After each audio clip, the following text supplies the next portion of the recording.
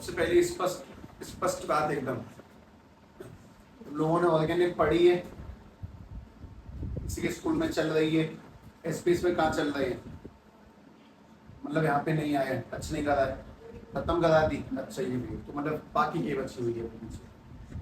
अच्छा, और मुझे जिंदल में नहीं पता, मतलब कुछ समझ ही नहीं आ रहा, ऐसा सीन है। नहीं ऑर्गेनिक की बात चल रही हो तो कट ऑफ। अच्छा हो गई कुछ, ठीक है, ध्यान से कुछ सिस्टमेटिक बातें ये समझ लें। पहले इसको पढ़ने से पहले एक बहुत इंपॉर्टेंट बात है तुम्हें जाननी है, ठीक है। ऐसा कुछ नहीं है कि बहुत पहाड़ बात है जो मैं तुमसे बतला रहा हूँ पहले, इसको पढ़ाने से पहले तो प्लेटफॉर्म सेट नहीं कर रहा हूँ कि हाँ मैं इसकी तैयारी करनी है तो कुछ कांड ज्ञान चाहिए, नहीं, नथिंग। बस कुछ काम की चीज चाहिए, वो सुन समझने तरीके से। बिल्कुल ऐसा मान के चलेंगे कि किसी दूसरी दुनिया की बातें चल रही हैं।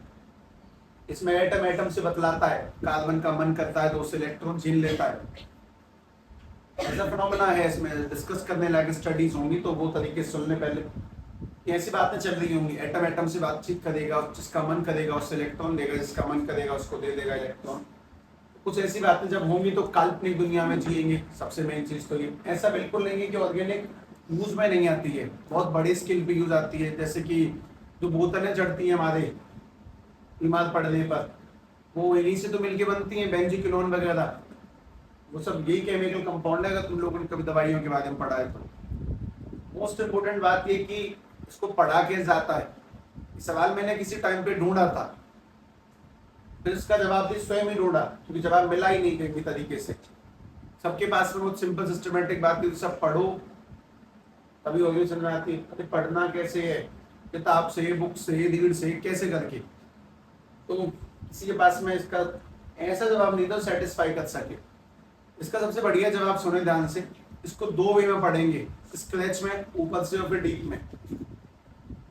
जहां जहां नीड पड़ेगी कि डीप जाना है वहां डीप जाएंगे, जहां नीड पड़ेगी नहीं, इसको स्क्रैच में ऊपर से ले लो, इसको बाद में करवाऊंगा तो बाद में करवाऊंगा, सीधी बात है। लेकिन मैं अगर इसमें बहुत सी बातों को समझाने के पीछे पड़ गया तो चैप्टर की कहानी खत्म कर दूंगा। तो मैं इसको इस हिसाब से नहीं पढ़ाऊंगा कि मैं रिकॉर्ड कर रहा हूँ तो मतलब बहुत डीप पढ़ाऊँ, नहीं। जहाँ पे नीड पड़ेगी वहां पे जाएंगे, जहाँ नहीं पड़ेगी वहां से ऊपर निकलेंगे, सीधी सीधी स्पष्ट बात है, ठीक है। हालांकि एट द एंड जाके तुम जो भी बातें ऊपर ऊपर से निकालोगे सबको डीप डाउन कवर कर लोगे, उसमें कोई टेंशन नहीं होगी। मोस्ट इंपोर्टेंट कहानी है इस पूरे खेल में, जब तुम पढ़ लोगे, पढ़ने के बाद में तुम्हें करनी है एनसीईआरटी एक्सरसाइज। बहुत बड़े भयानक सवाल हैं, तगड़े सवाल हैं, और जिसको वो आ जाते हैं तो वो ऐसा मान के चलिए कि हाँ मतलब वो सब कुछ कर सकता है। इसमें काम की बात ये भी है, ऑर्गेनिक कंपाउंड की नेमिंग। जैसे दो टाइप के लोग हैं, पहले वो नेमिंग पढ़ाते हैं फिर चैप्टर शुरू करते हैं। हम चैप्टर पढ़ रहे होंगे, नेम के पीछे कभी नहीं भागेंगे, क्योंकि एक टाइम ऐसा आएगा कि जब हम 4-5 चैप्टर पढ़ देंगे, 5 चैप्टर और इन टोटल, जब हम 5 चैप्टर वो पढ़ देंगे तो हमें ऑटोमेटिकली इतने नाम याद हो ही जाएंगे कि हम अपने आप ही बता देंगे सर इस कंपाउंड का ये नाम है। There are 2 types of understanding. जैसे कि पहली कहानी कि सब जब तक बालक को डिवाइड ना आ जाए तब तक बोर्ड मास नहीं सीखेगा, ठीक है। डिवाइड सिखाया मैंने उसको 3-4-5 दिन पर, मुझे पता लगा था गलत कर रहा है, फिर मैं उसको बोर्ड मास पे स्विच कर देता हूँ, करिए कर भाई तुम। जब वो सीख जाएगा तो दोबारा से रिपीट कर लेंगे, वापस आ जाएंगे।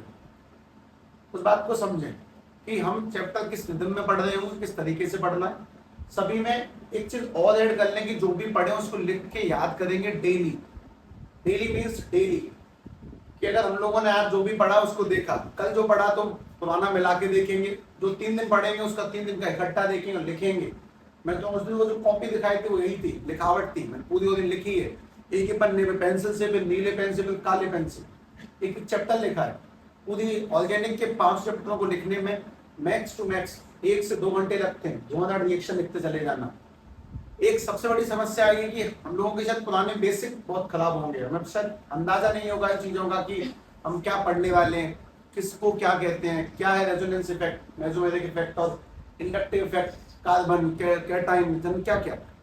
तो वो सारी बातें टाइम टू टाइम हमारे सामने आती रहेंगी, तरीके से आएंगे, ऐसे उबड़ खाबड़ नहीं आएंगी कि मैं कुछ भी रख दूंगा। मोस्ट इंपोर्टेंट तुम लोगों से सुना होगा electron withdrawing group, electron donating group, plus I effect minus I effect plus M effect minus M effect, ये सारी चीजें बहुत काम की हैं, हम देख लेंगे ध्यान से। सभी लोग सबसे पहले चैप्टर का मैप देखें, तुम्हें चैप्टर में कितना पढ़ना है वो सुनो, क्या पढ़ना है वो सुनो। चैप्टर बहुत सिंपली डिवाइड हो जाता है 3 चीजों में और कुछ खास नहीं है। हमें सबसे पहले ये जानना है कि हेलो एल्केन्स किन्हें कहते हैं और हेलो अरीन्स किन्हें कहते हैं, ठीक है।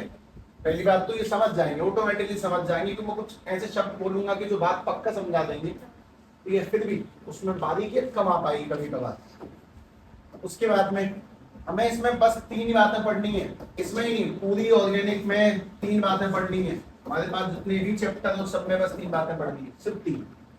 जैसे अगले चैप्टर का नाम है एल्कोहल फिनोल ईथर, उससे अगले का नाम है अल्डिहाइड कीटोन्स कार्बोक्सिलिक, उससे अगले का नाम है अमाइंस और उससे अगले का नाम है बायोमोलिक्यूल्स। ये 5 चैप्टर लगातार, इन सब में चैप्टर का नाम है बस वही पढ़ना है। मतलब क्या है, जैसे इसका नाम है हेलो एल्केन्स, तो हमें ये जानना है कि सब हेलो एल्केन्स होता क्या है, हेलोजेंस होता क्या है। दूसरी बात, हम इसकी प्रिपरेशन कैसे करेंगे, बनाते कैसे हैं इसको, प्रिपरेशन पढ़नी है सबकी। प्रिपरेशन के बाद पढ़ना है सभी की फिजिकल प्रॉपर्टीज, और फिजिकल प्रॉपर्टीज के बाद पढ़ना अपन लोगों को इनकी केमिकल प्रॉपर्टीज की, आखिर रिएक्शन किससे करेंगे कैसे करेंगे। फिजिकल प्रॉपर्टीज के बाद में chemical properties, same to same halogens, इनकी प्रिपरेशन कैसे होती है, उसके बाद में इसकी फिजिकल प्रॉपर्टीज और उसके बाद में इनकी केमिकल प्रॉपर्टीज। एक बात ये भी समझ लें कि सब परसेंटेज याद करने का कितना है, समझने का कितना है, 80-20, 20% समझने का और 80% याद करने का ही है।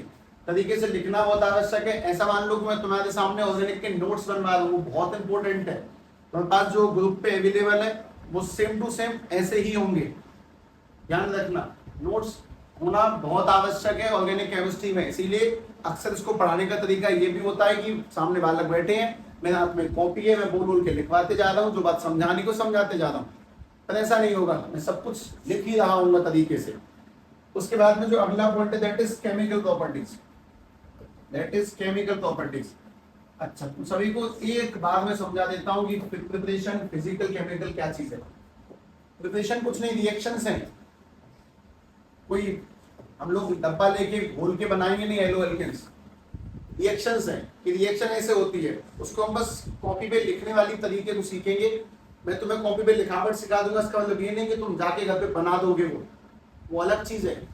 हम ऑन पेपर पढ़ रहे हैं, ऑन लैब नहीं पढ़ रहे हैं केमिस्ट्री, ध्यान रखना। तो ऑन पेपर के तरीके से ही समझना, ठीक है। रिएक्शंस हैं, इसमें 4 रिएक्शंस पढ़नी है।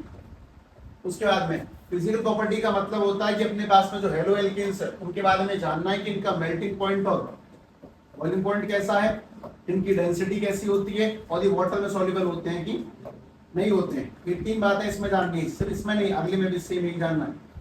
और केमिकल प्रॉपर्टीज में आती है रिएक्शंस, इसमें 3 रिएक्शन पढ़ने को मिलेंगी।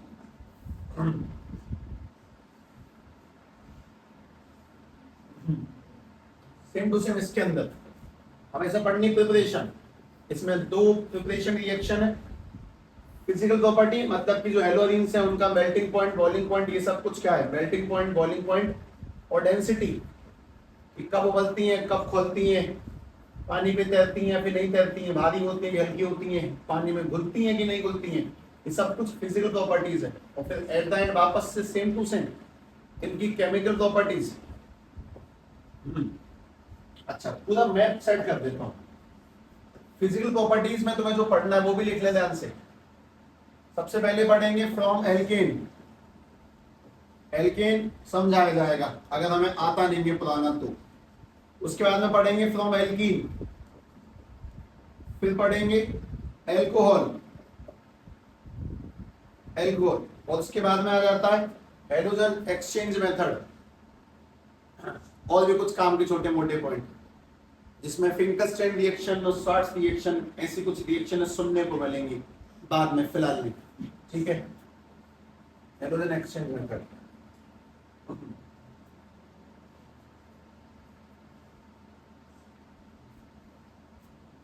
तो लिख ही देता हूँ, क्या हाइड्रोजन एक्सचेंज मेथड,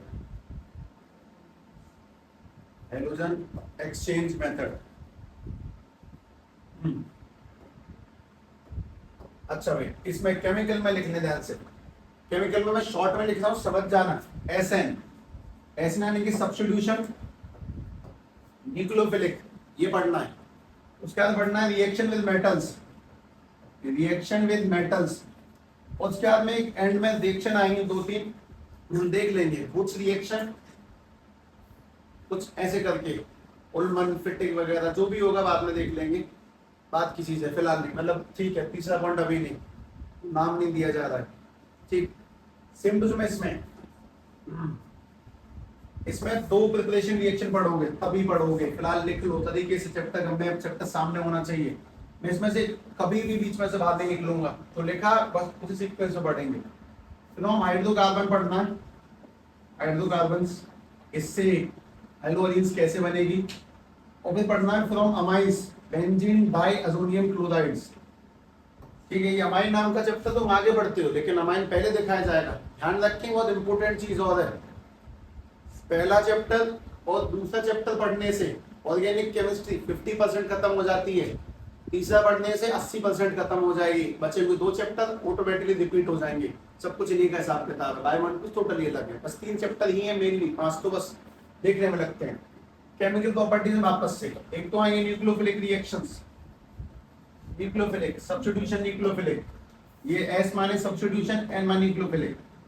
उसके बाद में reaction with metals, reaction with metals, ठीक है। और फिर तुम लोग कुछ पढ़ोगे इलेक्ट्रोफिलिक और एलिमिनेशन वगैरह जो भी है, तो मैं नीचे दोनों बात नहीं लिखता, उसी टाइम पर ही बता दूंगा तुम्हें।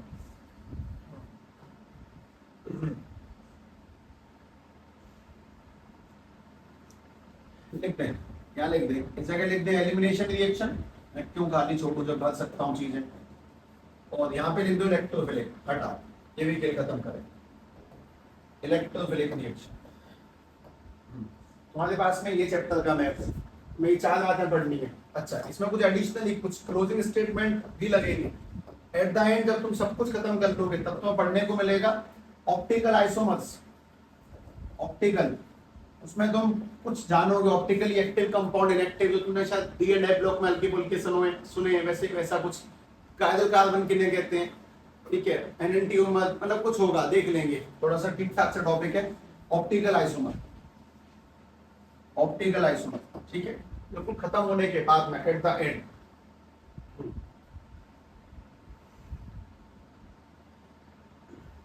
इसकी एक कॉपी अलग से रख लेना, इंक्लूडिंग तुम्हारे लिए कुछ पीडीएफ मिलेंगे जिनमें कन्वर्जन पढ़ेंगे, मतलब भेज दूंगा मैं, उन्हें बस कॉपी में उतार लेना अपने में, वो तभी पॉसिबल है जब तुम पूरी पढ़ लोगे ऑर्गेनिक। एक चैप्टर पढ़ने से उनका कोई बेनिफिट नहीं है, उसमें एक्चुअली में ऐसा होता है कि ये एलो एल्कीन है, इसको एल्कोहल में कन्वर्ट करें, उसको अमाइन में कन्वर्ट करके देखा कौन सी रिएक्शंस का इस्तेमाल करना है, ठीक है। तो पहले पूरे चैप्टर का मैप लिखेंगे, आखिर किस तरीके से प्रोसीड करेंगे, और उससे पहले तुम लोग जो आज पढ़ोगे दैट इज बेसिक, बहुत सारा बेसिक, मतलब चैप्टर का बेसिक पढ़ा जाएगा एक, तो अगर है क्या चीज, फिर कुछ काम की चीज।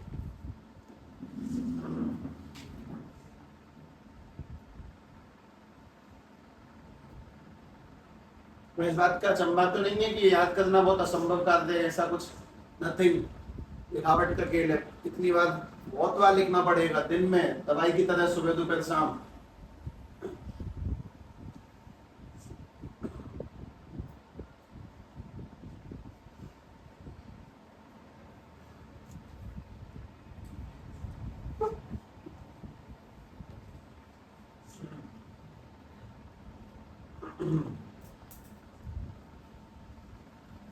क्योंकि ये वाला जो बेसिक हम लोग अब करने वाले हैं, दरअसल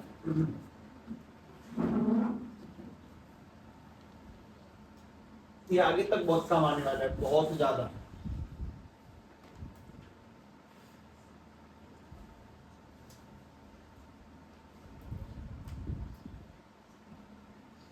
ठीक है, जाने ध्यान से, बेसिक बहुत सारे पॉइंटों में लिख के निपटाऊंगा, जिससे कि तुम्हें ऐसा महसूस हो कि आप बंधे हुए हैं। सबसे पहली बात, सभी लोग जानते हैं हेलोजन किन्हें कहते हैं, व्हाट इज हेलोजन, हेलोजन किन्हें कहा जाता है, बताओ। किसी को अंदाजा है हेलोजन का? ये तो पूछूंगा मैं, बाकी तो फिर पूछूंगा ही नहीं, जब इससे पता चल जाएगी कैसे क्या है उसके बाद पूछूंगा ना। फिर कोई जानता है हेलोजन किसे कहा जाता है? कुछ ज्यादा गिरे हुए मामले में जीरो में नहीं हो, फिर माइनस में हो। हेलोजन का मतलब ये होता है कि कुछ नहीं, चार एलिमेंट क्लोरीन, क्लोरीन, ब्रोमीन और आयोडीन, इसको हेलोजन कहते हैं। सभी को रिप्रेजेंट करने के लिए एक लेटर का इस्तेमाल किया जाएगा, that is x. This is halogen, सबसे पहली काम की चीज। ठीक है भाई, दूसरी काम क्या सुने ध्यान से, टी पॉइंट। टी पॉइंट है एल्केन किन्हें कहते हैं? एल्केन। उसके बाद में अगला मैं इसी पूछ लूंगा कि भाई एल्कीन किन्हें कहा जाता है, और अगला पूछता हूँ कि एल्काइन किन्हें कहा जाता है। सुना होगा शायद। एग्जाम्पल के तौर पे मैं इनके नाम लिख देता हूँ तुम्हारे सामने।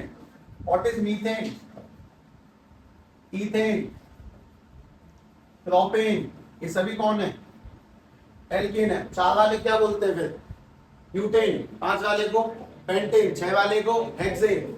ठीक है, चार वाला यानी कि ब्यूटेन, पांच वाला यानी कि पेंटेन, और छह वाला यानी कि हेक्सेन। तुम्हें फिलहाल तो ऐसा साउंड होगा कि नहीं ये तो हमें सब कुछ आता है, पर ठीक है कोई बात नहीं। छोटी सी बारिशों में से उछले नहीं का तो कोई बात नहीं, हल्की फुल्की बूंदे आने दो अपने ऊपर, का तो समझ आएगी बात। ठीक है भाई, मीथेन का फॉर्मूला जानता है कोई व्यक्ति? मीथेन यानी कि एक कार्बन, कितने हाइड्रोजन? चार, यानी कि CH4। ईथेन यानी कितने कार्बन?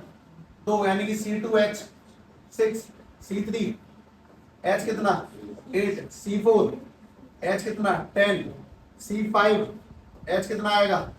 12। और C6 H कितना आ जाएगा? 40। अच्छा, बाकी की एल्कीन किन्हें कहते हैं जिनमें ओनली कौन से बॉन्ड पाए जाते हैं?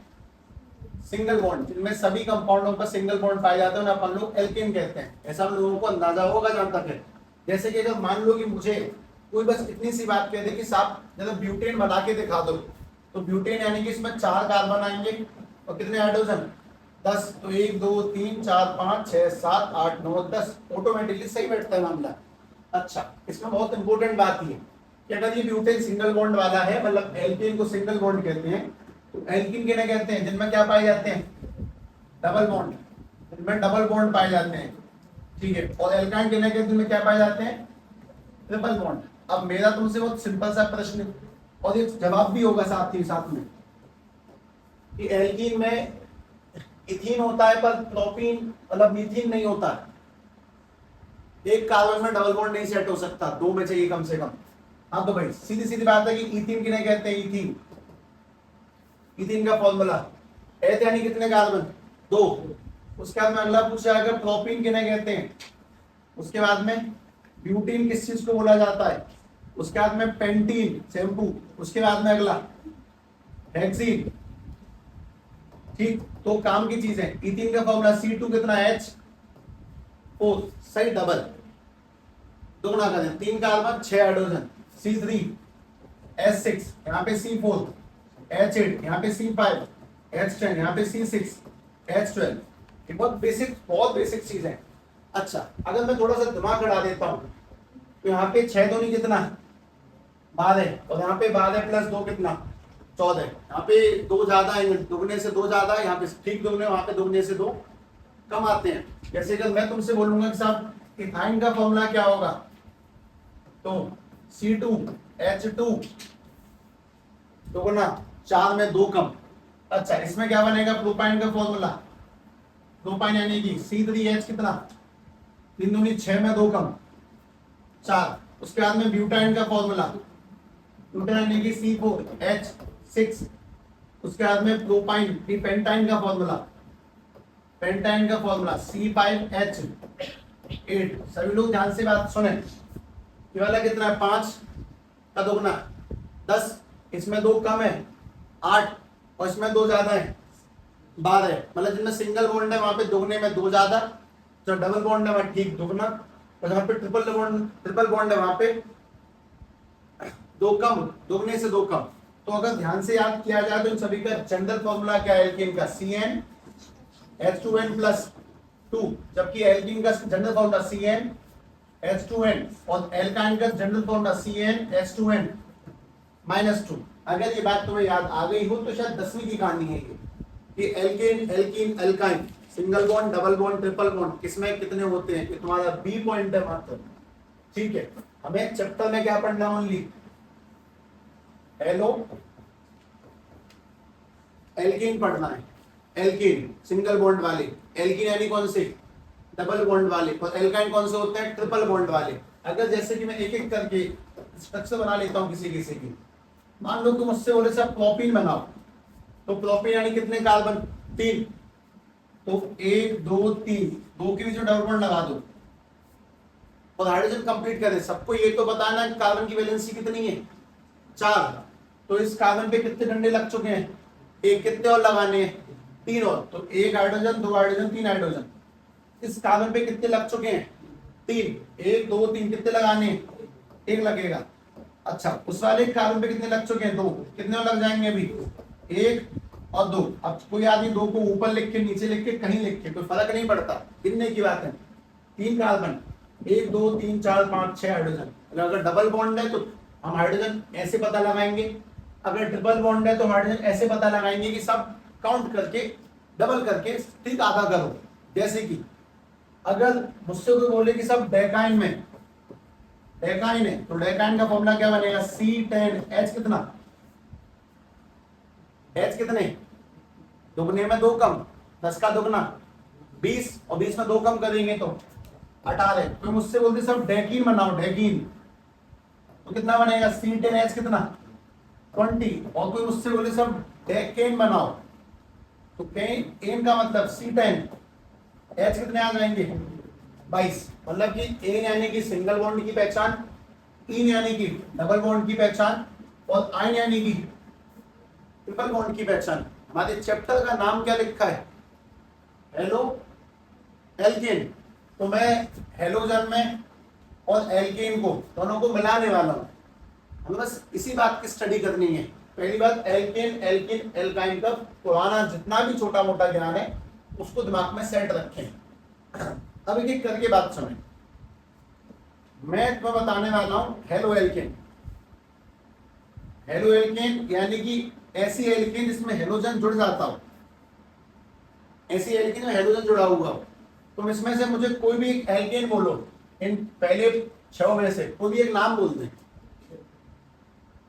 प्रोपेन, ठीक है भाई, प्रोपेन का फॉर्मूला C3 कितना, मतलब प्रोप है तो 3 कार्बन और एन है तो कितने हाइड्रोजन आएंगे, दुगने में 2 ज्यादा, 3 दूनी 6 + 2 8, यानी कि C3H8। अगर इसको ध्यान से बनाएं तो 3 कार्बन है जी और उसमें हाइड्रोजन है 1 2 3 4 5 6 7, और कितने हाइड्रोजन 8वां।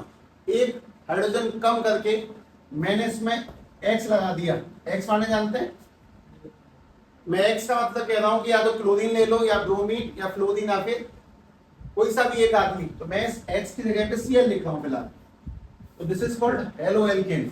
किसी भी एल्केन में only single bond, hello alkene नहीं है चैप्टर का नाम, हेलो एल्काइन भी नहीं है। चैप्टर का नाम क्या है, हेलो एल्केन, यानी कि सिंपल सिंगल बॉन्ड वालों में किसी हाइड्रोजन का लगना इज कॉल्ड हेलो एल्केन। जैसे कि इसका अगर मैं नाम देता हूं अब, तो इसका नाम पहले कौन आया इसमें, क्लोरीन, तो इसका नाम बन जाएगा क्लोरोप्रोपेन। This is chloropropane. अच्छा, क्लोरीन को क्लोरो पढ़ते हैं एग्जैक्टली, और प्रीफिक्स होता है मतलब आगे लगता है। अगर यहाँ पे Br लगा होता है तो क्या बोलते, ब्रोमोप्रोपेन। अगर 4 कार्बन होते तो क्या बोलते, ब्रोमो ब्यूटेन या फिर क्लोरोब्यूटेन। तो पहली बात, हेलो एल्केन शब्द का मतलब समझे, किसी भी एल्केन में क्या लगना, हेलोजन का जुड़ना, तो उसको सब Cl क्यों लिखा है, उसको Br भी तो आ सकता है, I भी आ सकता है, हाँ कुछ भी आ सकता है, इसीलिए मैं इन सबकी जगह पे हटा क्या लिख देता हूँ, X लिख दिया। X का मतलब अपने आप समझ जाना कि इन चारों में से कोई सी भी एक चॉइस जो तुम्हें सही लगे। आदमी X क्यों लिखता है, क्योंकि वो बताना चाहता है सब 4 एलिमेंट आ सकते हैं, इनमें से कोई सा भी एक लगा दे, इससे बढ़िया हमने X नाम के सिंबल का इस्तेमाल किया। और काम की चीज, सभी कार्बन की चेन 3 की थोड़ी जल्दी हो, कितनी की हो सकती है, 2 की, 1 की, 4 की, 5 की, 10 की, 20 की। तो लोगों ने इसी कार्बन की चेन के लिए एक सिंबल बना दिया, उस सिंबल को अपन लोग कहते हैं R। ठीक है भाई, अब बताओ ये R क्या चीज है, कार्बन की चेन, कितने की, जितने की तुम्हारा मन करे, 1 2 3 4 10 20 जितने भी। और X का चीज है हेलोजन, कौन सा, जो तुम्हारा मन करे। इसीलिए R माने कार्बन की चेन, वो भी कौन सी कार्बन की chain, alkane, only single bond वाले। और X क्या चीज है, हेलोजन। तो जब कार्बन की चेन, सिंगल बॉन्ड वाले कार्बन की चेन एक हाइड्रोजन को हटाकर किसी हेलोजन को लगाती है तो उसी को अपन लोग क्या बोलते हैं सबसे पहले तो halo alkane, that is called halo alkane. Halo alkane यानी कि एल्केन में किसका जुड़ना, हेलोजन का जुड़ना। तो पहले कॉमन सेंस में इस बात को सेट करेंगे जब तक का नाम कहां से क्रिएट होता है। हेलो एल्केन समझना सीखे, आइंदा जब भी कोई तुम्हारे सामने आग लिखे खुद समझे कि आग का क्या मतलब है, कार्बन की चेन। तो फिर चेन क्यों नहीं बनाई है, क्योंकि चेन बनाने में लफड़ा है। वो की बनाओगी 3 की 10 की 50 की, तो इसीलिए आर एक्स लिख दिया। एक्स माने 4 element, chlorine chlorine bromine iodine, जो तुम्हें सुटेबल लगे। अब तुम्हें इसमें स्टडी करनी है कि टाइप्स ऑफ हेलो एल्केन। वो सुने डी पॉइंट, हमारे पास में आते हैं types of halo alkane. Halo alkane के कितने टाइप हैं, बहुत सारे टाइप हैं, अनगिनत टाइप हैं। सबके हेलो एल्कीन नहीं बन सकता, बन जाएगा हेलो एल्काइन, सब बन जाएंगे। बस करना क्या है, एल्काइन में से एक H हटाना है और एक X लगाना है, तो कोई सा बन जाएगा। हमें बस ये सिंपल सा एक पढ़ाया जा रहा है क्योंकि हम पहली बार पढ़ रहे हैं, ठीक है। अब टाइप में सुने, हमारे पास में 2 3 4 कितने टाइप है। सबसे पहला मोनो हेलो एल्केन। पहली बात, मोनो माने एक, हेलो माने हेलोजन, और वो भी किस में जोड़ना है, एल्केन में जोड़ना है। मैं और भी टाइप लिखता हूं, उसके बाद इकट्ठा करूंगा इन्हें। अगला है डाई हेलो एल्केन। डाई यानी कि 2 हेलोजन जुड़ेंगे एल्केन से। तीसरा try halo alkane,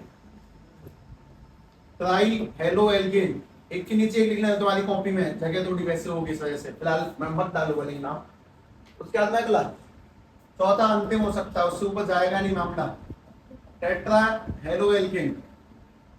tetra halo alkane. कहीं ना कहीं आदमी इस बात को समझता है कि सब मोनो माने में समझ रहा हूँ क्या चीज है, हेलो माने समझ रहा हूँ और एल्केन माने समझ रहा हूँ, क्योंकि करके बात पूरी सुने।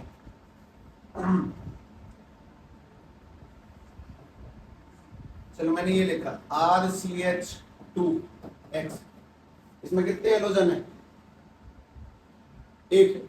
अच्छा, मुझे कैसे पता कि H पे 2 आएगा नहीं आएगा, तो बहुत सीधी सीधी बात ये कि अगर मैं ऐसे लिख दूं C और सीधे लगा दिया X, कार्बन कितने लोगों जुड़ा है अभी, 2, उसकी वैलेंसी होती है 4, वो 2 बॉन्ड बना चुका, कितने और बनाएगा। तो जहां पर जगह खाली दिखेगी वहां पे 2 H और सेट कर, जगह ज्यादा गिरती है चीजें, इसे लिख दिया RCH2X। इसमें R क्या चीज है, RCH2X में R क्या चीज है ये बताओ, जितने तुम्हारा मन करे। मतलब मैं कल को इस बात को ऐसे बैठा के ऐसे लिख दूं कि CH3CH2X, तो जो मैंने पहले लिखा R वो भी यही था। फर्क नहीं मानना है दोनों में, एक ही बात है। R यानी कि तुम्हारी इच्छा, और अगर मैंने बिना R के लिख दिया तो मतलब वो मेरी इच्छा, वो मेरा एग्जाम्पल है। तुम्हें इस बात को समझना पड़ेगा कि दोनों बातों में कोई डिफरेंस नहीं है। कुल ला के बात ये कि इसमें कितने हेलोजन है, एक, तो ये मोनो हेलो एल्केन है। अब इसी मोनो हेलो एल्केन को ध्यान से दोबारा देखिए, ठीक है। एग्जांपल लिख रहा हूं, आगे नहीं लिख रहा मैं क्योंकि वो थोड़ा सा फिर भी कम सुटेबल सा लगता है। दोबारा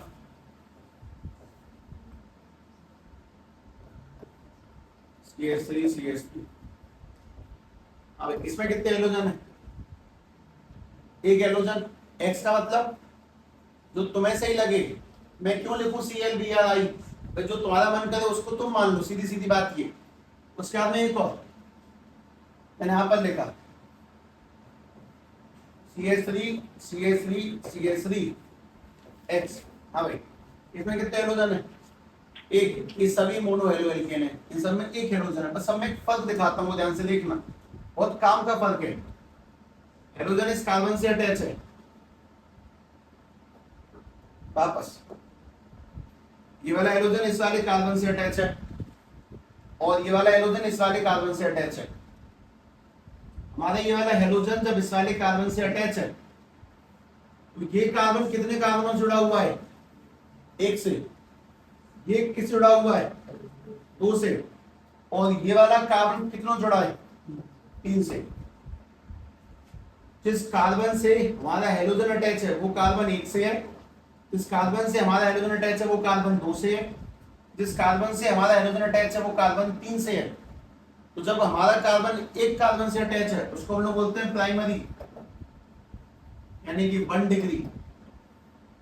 जब उससे दो लोग अटैच हैं उसे क्या बोलते हैं, सेकेंडरी, यानी कि 2 degree carbon 2 degree halogen mono alkane, यानी कि 2 डिग्री। और जिस कार्बन से 3 लोग अटैच हैं उसको हम लोग क्या बोलते हैं, टर्शियरी, यानी कि 3 डिग्री। तो पहले तो इसे लिखें सब, इनके बाद 4 नहीं बन सकता, नहीं, एक बॉन्ड तो ये बनाएगा, बचे 3। तो अपने पास में मोनो एल्केन में 3 मेन टाइप हैं। प्राइमरी, जब एक कार्बन भी अटैच हो मेन कार्बन से, दिस इज मेन कार्बन है समान, उससे एक अटैच है, ये मेन कार्बन जहां से एक्स है, उससे 2 अटैच है, ये मेन कार्बन जहां से एक्स है, उससे 3 अटैच है। That is primary, secondary, tertiary. पहले इस बात को दिमाग में सेट करें।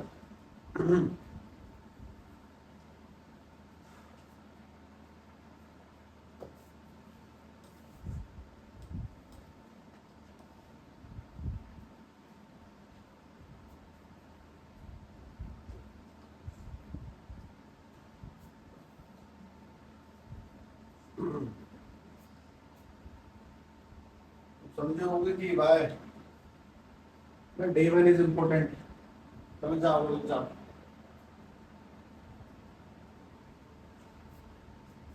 पढ़ने के लिए सबसे पहली जो आवश्यकता है ना इस पूरे खेल में, दैट इज मानसिकता।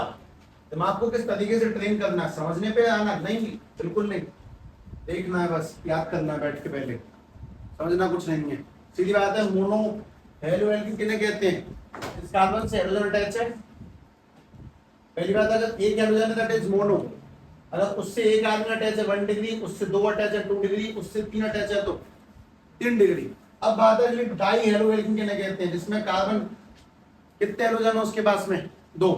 जैसे कि मैंने एग्जांपल लिखा CH3, क्या मेरा ये एग्जांपल दुनिया का एकमात्र एग्जांपल है, नहीं, मल्टीपल हो सकते हैं। देखो एक हेलोजन यहां लगा दिया मैंने, मैं लिख देता हूं Cl, यहां लगा दिया Br, मन में था, मैंने एग्जांपल लिया। कार्बन से कितने लोग अटैच हो चुके हैं, 2 हेलोजन है, Cl और Br।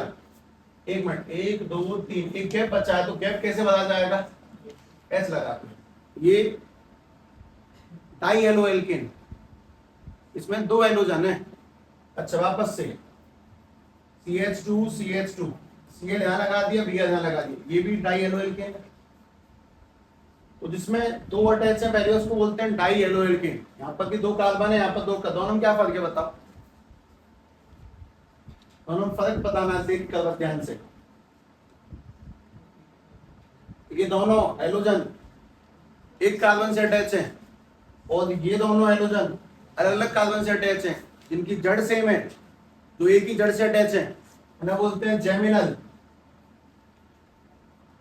जो एक ही जगह अटैच है आर कॉल्ड जेमिनल, और जो अलग अलग जगह पे अटैच है आर कॉल्ड विसिनल।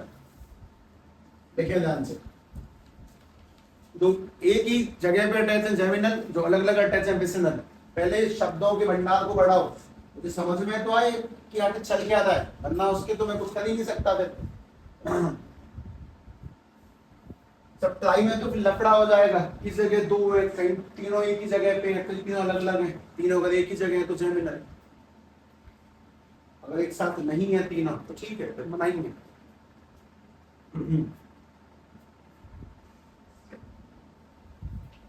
क्या प्राइमरी, सेकेंडरी और टर्शियरी का मतलब डाई और ट्राई और टेट्रा से है, नहीं। प्राइमरी और सेकेंडरी टर्शियरी का मतलब डाई हेलो एल्केन और ट्राई हेलो एल्केन से नहीं है। ये तीनों मोनो के अंदर लिखवाए हैं मैंने तुम्हें। तीनों का मतलब क्या है, जिस कार्बन से हेलोजन अटैच है वहां से एक आदमी है, इस पे 2 आदमी, इससे 3 आदमी अटैच है। बहुत बड़ा गेम बनाएगा ये आगे जाके, ठीक है भाई।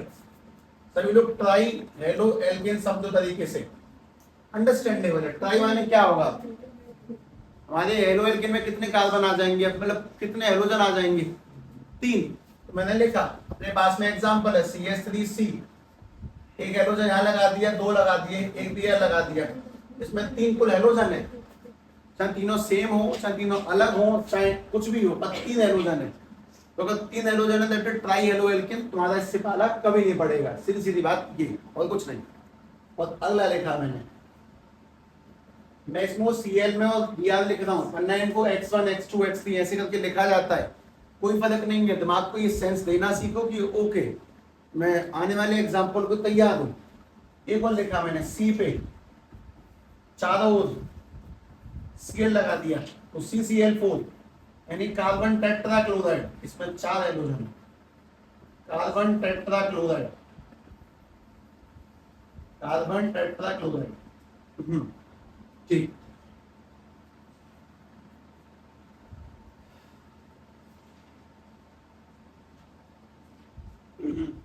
ये डी पॉइंट हुआ ना। अभी एक काम की चीज पूरे खेल में, मैं मोनो से टेट्रा तक चला गया, उन सब में कैसे बॉन्ड लगे हुए हैं, सिंगल बॉन्ड है।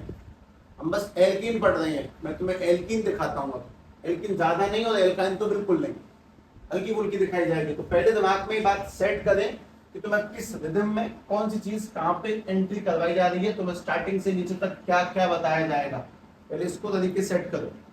एग्जाम्पल रखें, कुछ नहीं, कोई पूछने वाली बात नहीं है, ये बस बेसिक ज्ञान है, हमें एटलीस्ट पता तो हो कि इसका मतलब क्या हो, कुछ खास नहीं।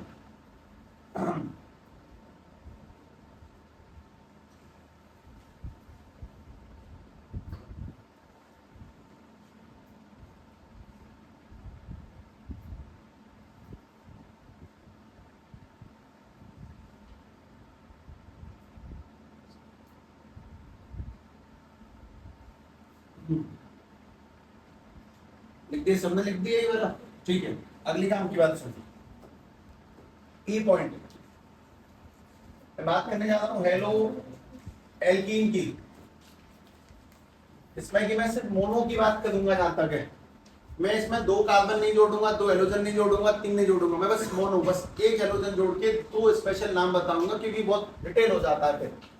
मैं सिर्फ मोनो हेलोजन जोड़ूंगा, सिर्फ एक हेलोजन, ठीक है। ध्यान से बात सुन। सबसे पहले ये बनाया CH2 डबल बॉन्ड CH, ठीक है, CH2X। पहली बात है एल्कीन है कि एल्कीन, डबल बॉन्ड है ना इसमें, ये एल्कीन है। अब मैं मनी मन में काउंट कर लेता हूं कि कार्बन के 2 बॉन्ड तो ये रहे, 2 आएंगे हाइड्रोजन, 4 हो गए। मैं मन में दोबारा काउंट कर लेता हूँ, कार्बन के पास में 1 2 3, 1 2 3 तो बॉन्ड हो गए, और एक आ जाएगा हाइड्रोजन, 4 हो गया। वापस से कार्बन के पास में 1 और 2 तो हो गए बॉन्ड, और कितने आ जाएंगे हाइड्रोजन, 2 हाइड्रोजन। तो पहली बात तो ये एल्कीन है, इसमें क्या जुड़ा है, हेलोजन, कितना जुड़ा है, 1, तो this is mono hello alkene, mono halogen है, एक हेलोजन है। मैं 2 नहीं जोड़ूंगा, मुझे व्याख्यान करना ही नहीं है उस चीज का, तो काम की बात बस वही बताता हूँ। वापस से देखें, CH2 डबल बॉन्ड CH से सीधे X है, ये वाला भी वही है, डबल बॉन्ड है, कार्बन है, एक है, हेलोजन है, ठीक है। अब इसमें काम की बात समझे, इस वाले हेलो एल्कीन को बोला जाता है अलाइलिक, और इसको बोलते हैं विनाइलिक, ठीक। किसको क्या बोलते हैं वो पहचानना सीखें। जिस कार्बन से ये वाला कार्बन है, वो कार्बन अटैच है हाइड्रोजन से, और वही कार्बन अटैच है उससे जिस पे डबल बॉन्ड है, एक लाइन में। डबल बॉन्ड के बगल वाले कार्बन पे अगर हाइड्रोजन है तो अलाइलिक है, डबल बॉन्ड वाला कार्बन, उसके बगल वाले कार्बन पे हाइड्रोजन है तो वो अलाइलिक है, और सीधे डबल बॉन्ड वाले पर ही हाइड्रोजन है तो वो विनाइलिक है। अगर एक कार्बन का बीच में गैप पड़ जाए तो अलाइलिक है, और सीधे डबल बॉन्ड वाले पर ही हाइड्रोजन है तो वो विनाइलिक है। डबल बॉन्ड वाला कार्बन, उसके बगल वाले कार्बन पर हाइड्रोजन है तो अलाइलिक, डबल बॉन्ड वाला कार्बन, उसके बगल वाले पर हाइड्रोजन है तो अलाइलिक, और सीधे डबल वाले पर ही हाइड्रोजन है तो विनाइलिक। हिंदी में मुझे शुद्ध लाइन ही वही याद है, डबल बॉन्ड के साइड वाले कार्बन पर हेलोजन है तो अलाइलिक, ठीक। और इसमें डबल बॉन्ड वाले कार्बन पर ही हेलोजन है,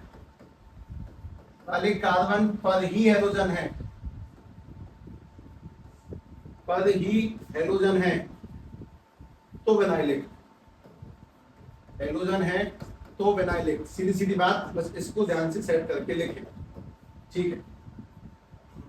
अलाइलिक और विनाइलिक। इसमें अगला पॉइंट, जैसे मान लो मैं तुम्हें एक काम देता हूं, सभी लोग मुझे बेंजीन का फॉर्मूला बता सकते हैं? C6H6 ये बेंजीन का फॉर्मूला, ठीक है। पहली बात, ऑर्गेनिक की मां कहते हैं इसको, ठीक है, बड़ी मां ऑर्गेनिक की। जब ये बोलेगी तो कोई नहीं बोलेगा, ये भी सुनो, ये खतरनाक बोलेगी, जब बोलेगी तब तक। ऑर्गेनिक की मां बेंजीन, ठीक है। इसको मैंने बीचों बीच में एंट्री नहीं, बीच में नहीं, तो सही जगह पे एंट्री है। पहली बात, सभी लोग इसके बारे में इतना तो जानते होंगे कि शायद ये बेंजीन है, ये करेक्ट है कि ये गड़बड़ है? इसमें भी डबल बॉन्ड कहाँ लगेंगे? एक छोड़ के एक, तो ये डबल बॉन्ड, ये डबल बॉन्ड, ये डबल बॉन्ड। अच्छा, जिन्होंने ये अभी तक एग्जैक्टली नहीं देखा है वो सुनो, मेरी एक इच्छा है कि मैं कभी बहुत बनवा लूं छापने के लिए बेंजीन, बहुत बनानी पड़ती है लगातार, पर ठीक है कोई बात नहीं। देखना इसमें तगड़ी चीज है, मतलब सिस्टमैटिक रख लेते हैं यार, एक बार तो कम से कम सही बना दूं। एक कार्बन, दो कार्बन, तीन कार्बन, चार कार्बन, पांच कार्बन, उसके बाद में 6 कार्बन, और ये खत्म। एक करके डबल बॉन्ड लगाया मैंने, एक डबल बॉन्ड छोड़ के वापस डबल बॉन्ड, छोड़ के वापस डबल बॉन्ड। इस पर कितने बॉन्ड लग चुके हैं? 3। एक कार्बन पे 3 बॉन्ड आ चुके, कितने हाइड्रोजन आएंगे? 1 हाइड्रोजन, तो यहाँ पे आएगा 1 हाइड्रोजन। इसके कितने बॉन्ड जा चुके हैं? 3, 1 2 3, कितने आएंगे? 1 हाइड्रोजन, 4 हो गए। इस पे कितने आ चुके हैं? 1 2 3, कितने आ जाएंगे? 4, 1 2 3, वापस से 4। इस पर 1 2 3 4, 1 2 3 4। बनाना कितना कॉम्प्लेक्स है, इसी लोगों ने कन्वर्ट कर दिया इसको इस वाली शेप में, जहां पर भी तुम्हें पॉइंट दिखाई देंगे, जहां पर भी हम लोगों को पॉइंट दिखेंगे, जैसे कि एक पॉइंट ये, दूसरा पॉइंट ये, तीसरा पॉइंट ये कार्बन है, उसके बाद में ये वाले एक छोड़कर एक बॉन्ड है, हाइड्रोजन कोई नहीं लिखता, ये बेंजीन है। अब इसी में काम की बात सुने ध्यान से, कि मैं इसी बेंजीन को 2 बार बनाता हूं, तुमसे पूछता हूं कि बता भाई कौन सा एलाइलिक है, कौन सा विनाइलिक बेंजीन है। देखियो ध्यान से, ये अपने पास में बेंजीन, और वापस से वाली ये बेंजीन, मैंने यहां लगा दिया हेलोजन, और यहां लगा दिया CH2 पर हेलोजन। कौन से एलाइलिक, कौन से विनाइलिक? ये डबल बॉन्ड कार्बन है, और इस पर ही सीधे हेलोजन है। अगर डबल बॉन्ड वाले कार्बन पर ही सीधे हेलोजन लग जाए तो वो विनाइलिक है, तो नीचे वाली विनाइलिक है, दिस कॉल्ड विनाइलिक। और डबल बॉन्ड के बगल में पहले कार्बन आया और फिर हेलोजन आई, ये कौन सी है? अलाइलिक है, ये वाली अलाइलिक बेंजीन। ठीक है, ध्यान से लिख लें इस एग्जांपल को, तरीके सेट करें बेंजीन बनती कैसे है, उसको किस ऑर्डर में दिखाया, और यहीं से बहुत बढ़िया खेल निकल के आता है। ये जो भी हेलोजन है इसको हेलो बेंजीन, इसको बोलते हैं हेलो बेंजीन। मैं तुम्हें साफ साफ कह रहा हूं, मैं नेमिंग नहीं कर रहा हूं, मुझे पहले पढ़ाना है। मैं नेमिंग के चक्कर में इतना अंदर चला जाऊं कि वापस से निकले चैप्टर भी नहीं है लौट कर, तो कोई बेनिफिट नहीं है। समय वो सारी नेमिंग समझा देगा जो इंपोर्टेंट है, और नेमिंग बहुत जल्दी निकल के आती है फिर सबसे। ठीक है, इसलिए हेलो बेंजीन, इसका मतलब बताता हूं।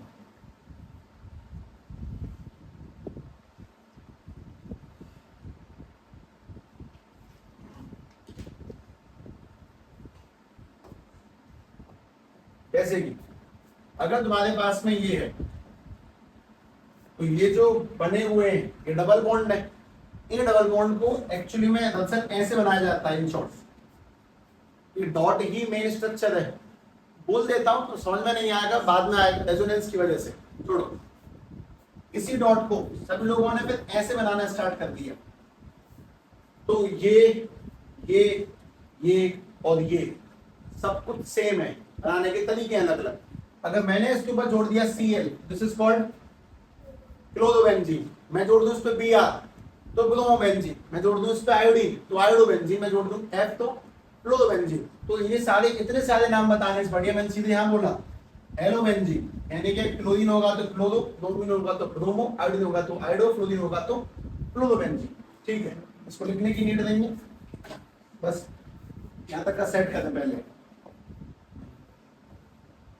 एक ही बात है।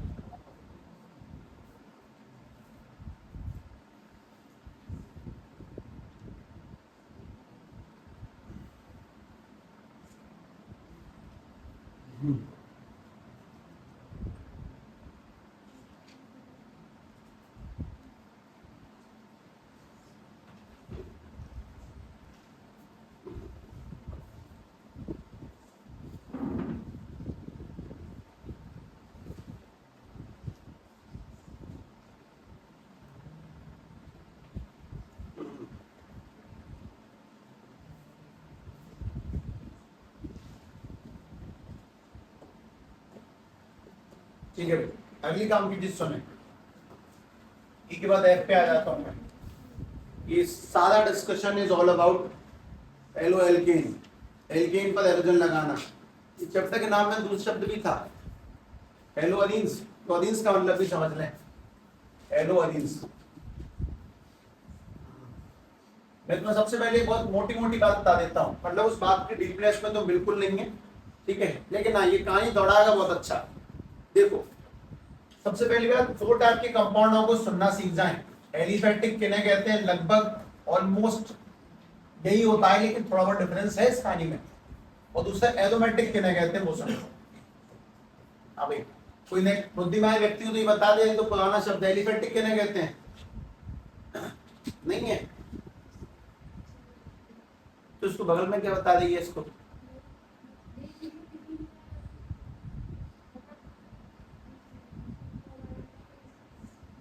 एलिफेटिक किन्हें कहते हैं? है किसी को कोई अंदाजा है? नेकर 19-20। एलिफेटिक यानी कि सिंगल चेन, बस छोड़ो। अगर वो चेन में है, स्ट्रेट चेन, ब्रांच चेन है, तो ऐसा मान लो, मतलब मान लो, ठीक है, ध्यान रखें शब्दों का बहुत इंपॉर्टेंट रोल है। मानने का मतलब है कि यहाँ सब एग्जैक्ट बात तो नहीं है, पर 99.9% करेक्ट है। स्ट्रेट और ब्रांच चेन ऐसा मान लें, स्ट्रेट चेन हो या फिर ब्रांच, तो छोटी मोटी चेन हो तो वह एलिफेटिक कहलाता है। जैसे कि अपने पास में सीधे सीधे कार्बन लगे तो उसे एलिफेटिक, सीधी सीधी बात ये। अगर कार्बन चेन में है या फिर ऐसे करके है, नीचे करके है, तो ये एलिफेटिक है। और एरोमेटिक अगर वो गोल में है तो, लेकिन थोड़ा गड़बड़ है इस मामले में, अभी ध्यान रखना। पर तुम्हारा काम बहुत तगड़ा दौड़ेगा जब तक तुम डीपनेस को पढ़ोगे इस मामले में, ठीक है। एरोमेटिक तुम ऐसा मान सकते हो कि रिंग में आ जाना है, ठीक है, रिंग में ऐसा मान के चले फिलहाल, ठीक है। मैं साफ कह रहा हूँ ज्ञान, काम दौड़ेगा इससे, पर ठीक है, कोई दिक्कत नहीं। अब जब बात एरोमेटिक की चल रही है, बात एलिफेटिक की चल चुकी है अब तक। एलिफेटिक यानी कि सीधी चेन वाले लो, अब बात आती है एरोमेटिक की, तो देखो ध्यान से। एलोअलीन्स का मतलब कि बेंजीन की रिंग के ऊपर जो हमने पिछले में बना के रख दिया, गोल में हेलोजन लगा देना, दिस इज हेलोअलीन। इसी को हेलोअलीन कहते हैं, जिसको हम लोगों ने हेलोबेंजीन कहा। ये हेलोअलीन है, बेंजीन की मतलब गोल को अलीन कहते हैं, अलीन गोल को, उस पे हेलोजन लगा, दैट इज हेलोअलीन। इसके बगल में कार्बन नहीं देना है, आप समझ लें। अगर तुम इसके बगल में कार्बन सेट कर आए ऐसे करके, तो हेलोअलीन नहीं रह जाएगा फिर, क्योंकि ये कुछ और बन चुका होगा। तो इसको शायद मैं हेलो एल्केन कह दूं। सीधे रिंग पर होना चाहिए हेलोजन, दैट इज हेलोअलीन, सीधे रिंग पर, सिर्फ हेलोजन नहीं। जब जब कंपाउंड से रिंग पर आएंगे, जो भी आएंगे, सिर्फ अभी तो फिलहाल हेलोजन ही रहेगा, तो हेलोअलीन फिलहाल इतना ही ध्यान रखें।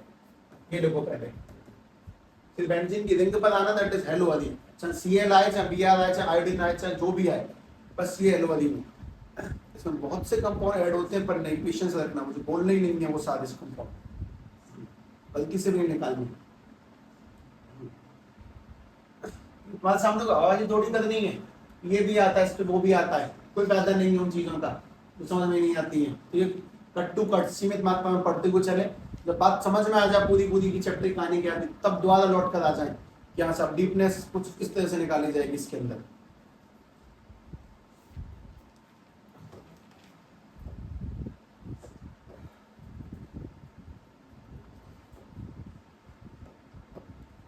EFG जी में सबको देखना है स्टेबिलिटी ऑफ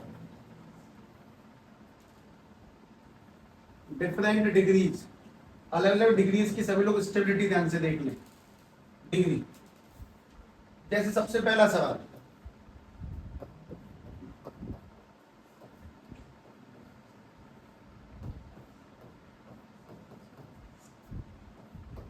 मैं हाइड्रोजन नहीं लगा रहा, उससे मुझ पे कोई फर्क नहीं पड़ता, मुझ पे भी ना पड़े, ठीक है, ध्यान से बात सुने। सबसे पहली बात ये बताएं क्या डिग्री कंपाउंड है ये क्या डिग्री कंपाउंड है? 1। क्यों? जिस कार्बन से हाइड्रोजन अटैच है वो एक ही आदमी से अटैच है, यानी कि 1 डिग्री। ये कितने डिग्री का है? जिस कार्बन से हाइड्रोजन अटैच है वो 2 जगह अटैच है, ये वाला 2 डिग्री। और यहाँ पर जिस कार्बन से हाइड्रोजन अटैच है वो कितने से अटैच है? 3 डिग्री। अच्छा, कार्बन पे भीड़ कहां पे जाता है? 3 में। कहां पे भीड़ कम है? 1 में। इसी भीड़ को केमिस्ट्री बोलते हैं स्टेरिक हिंड्रेंस। भीड़ in chemistry called steric hindrance, ठीक है। इतना भीड़ यानी कि स्टेरिक हिंड्रेंस, अंग्रेजी में क्राउड कहते हैं इसको, स्टेरिक हिंड्रेंस। लिख दे ध्यान से। सबसे मेन बात सब स्टेरिक हिंड्रेंस किस में ज्यादा होगा? ऑब्वियसली 3 डिग्री में ज्यादा, 2 डिग्री में कम और 3 डिग्री में उससे भी कम। भीड़ स्टेरिक हिंड्रेंस, ठीक है। अगली काम की चीज, अगर मैं यहाँ से पहली बात तो पता होना चाहिए हाइड्रोजन की ना इलेक्ट्रॉन खींचने की ताकत बहुत ज्यादा है, वो हाईली इलेक्ट्रोनेगेटिव होते हैं, मतलब ये इलेक्ट्रॉन खींचते हैं, हाइड्रोजन इलेक्ट्रॉन खींचते हैं, हाइड्रोजन इलेक्ट्रॉन खींचते हैं, तो बहुत ज्यादा स्ट्रांगली किसी भी मतलब इलेक्ट्रॉन को अपने ऊपर ले लेंगे। तो सीधी बात, अगर ये हाइड्रोजन, अगर मैं इस बॉन्ड को तोड़ता हूं, कभी भी तोड़ू, मैं बॉन्ड चाहिए, मैं बोलूं मैं बॉन्ड तोड़ा है, तो मैं एक बात समझ में आई कि बॉन्ड टूटते ही हाइड्रोजन पे कैसा चार्ज आएगा? नेगेटिव, क्योंकि वो इलेक्ट्रॉन ले लेंगे, इन पे इलेक्ट्रॉन आएगा नेगेटिव, और जहां से इलेक्ट्रॉन जाएगा उन पे कैसा जाएगा? पॉजिटिव। सेम टू सेम मैं तुमसे कहता हूं मैंने बॉन्ड तोड़ा, तो बॉन्ड टूटते ही तुम समझ जाना कि कार्बन पे कैसा आएगा? पॉजिटिव, और हाइड्रोजन पे कैसा आएगा?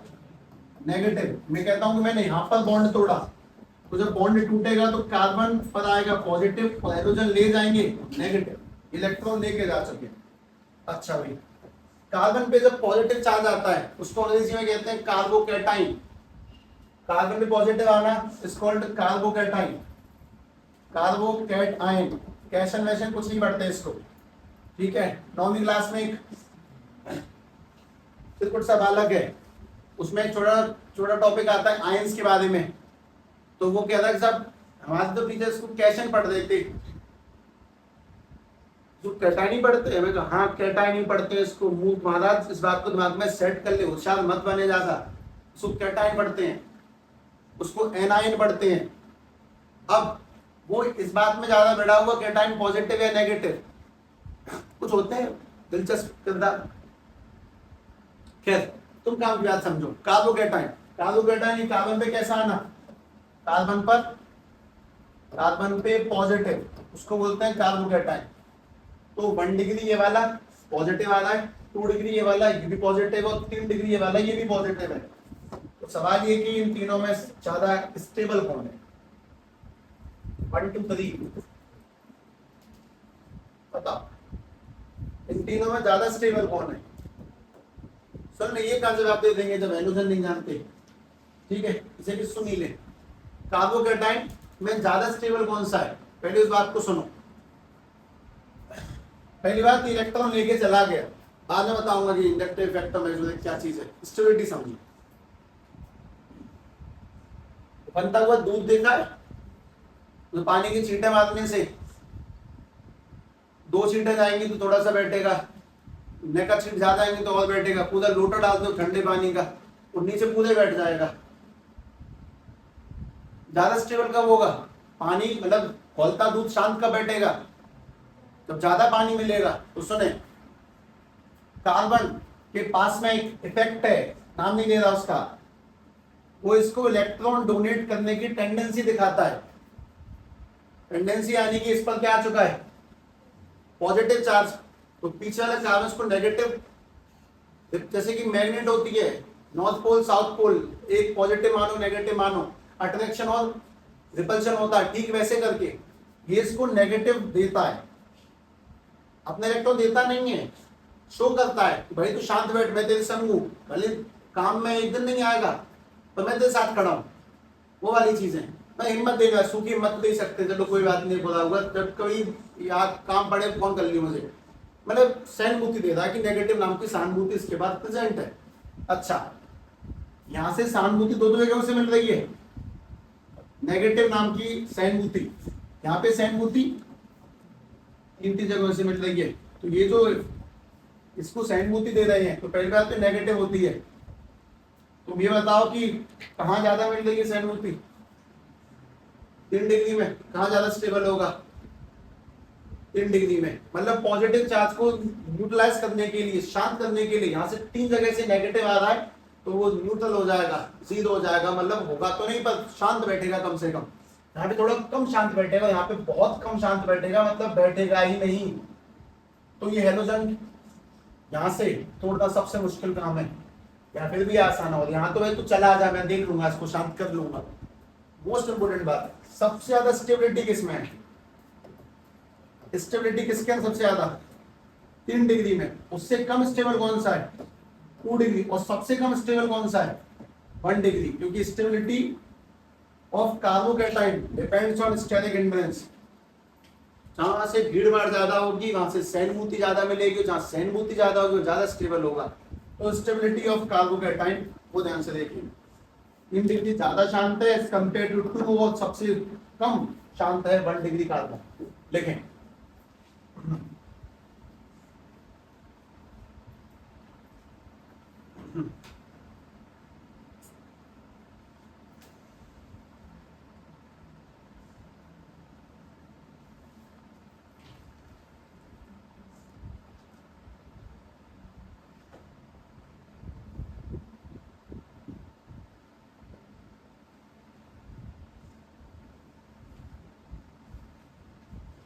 इलेक्ट्रॉन दिखाना, लालच देना, देना नहीं पर बस दिखाना, दैट इज प्लस आई। डराना कि इलेक्ट्रॉन ले जाऊंगा, डराना माइनस आई। इलेक्ट्रॉन दे ही देना प्लस आर, यहाँ पे प्लस एम। ले लेना माइनस आर या माइनस एम। ललचाना इंडक्टिव, और लेन देन कर जाना। जैसे 2 टाइप के लोग होते हैं, सब डराते हैं, मार दूंगा शांति तो प्लस आएंगे, तो सीधे मारेंगे वो आ रहे हैं। स्ट्रॉन्ग कौन सी इफेक्ट है? Magnetic R, resonance effect. Inductive कमजोर होते हैं, मैग्नेटिक स्ट्रॉन्ग इफेक्ट होते हैं। मतलब ये स्टडी करनी है अभी, मतलब ठीक है, जितना पढ़ रहे हो वो सब दिमाग में जाता रहे, हल्का फुल्का समय के साथ परफेक्शन में आ जाएगा। हाँ, तो एहसास होगा कि it is not all about learning, थोड़ी बहुत अंडरस्टैंडिंग है वो 20% के आसपास वो काम बना देगी, वही काफी है पूरे 80% को बैलेंस करने के लिए।